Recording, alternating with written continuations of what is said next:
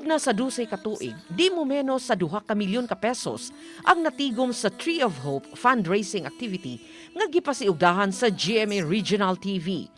Ang mga donasyon giturn over alang sa Operation Bayanihan, lakip na sa mga naapektuhan sa Super Typhoon Yolanda ni adtong 2013, Give a Gift ug unang hakbang sa kinabukasan projects. Sa ikaduhang higayon tungod sa limitasyon dala sa pandemya, gihimong virtual ang kalihukan nga gitambungan sa partners of stakeholders sa Marco Polo Plaza, Cebu. Merry Christmas to everyone, to your families, your friends, and all your loved ones. From all of us here at the Marco Polo Plaza, Cebu, the best hotel in Cebu.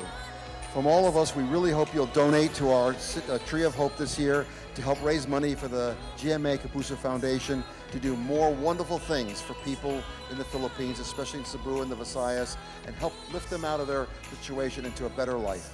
Thank you very much, and we look forward to seeing you at our Tree of Life.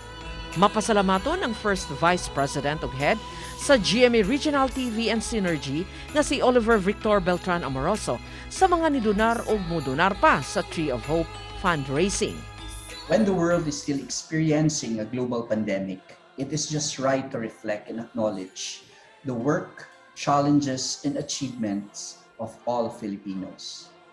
I sincerely thank each and every one of us who have gone above and beyond, and without whose support, our journey will be much more difficult. During a time when it would have been possible for people to turn their backs on one another, we saw Filipino communities and individuals coming together and helping out. We found ourselves working in uncharted grounds that had us finding acts of hope, strength, optimism, kindness, and perseverance.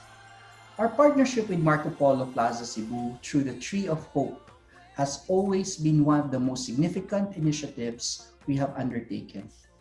In our 12th year, the Tree of Hope has already raised more than 1 million pesos to benefit thousands of school children in Central and Eastern Visayas.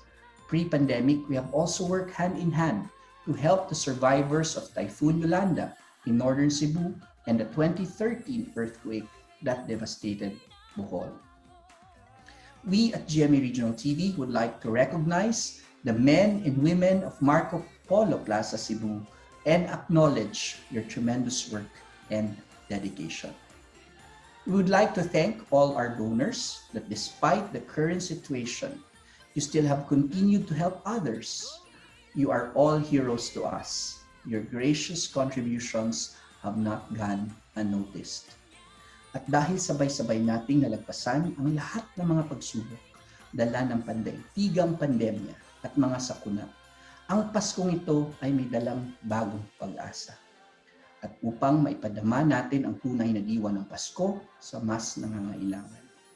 As a blessed and grateful nation, let us love together, hope together, and enjoy Christmas together. And as this another pandemic year of uncertainty and unrest comes to a close, may we focus our efforts on a prosperous new year. A new year where we join our efforts together to increase empathy and charity. A new year of unmatched love to our God and family and of service to our country, the Philippines, and community. Daghang salamat ug malipayong Pasko kanatong tanan. Cheque nga nagkantidad og 100,000 pesos nga nakolekta sa miaging tuig ang gi-turnover ngadto sa Kapuso Foundation.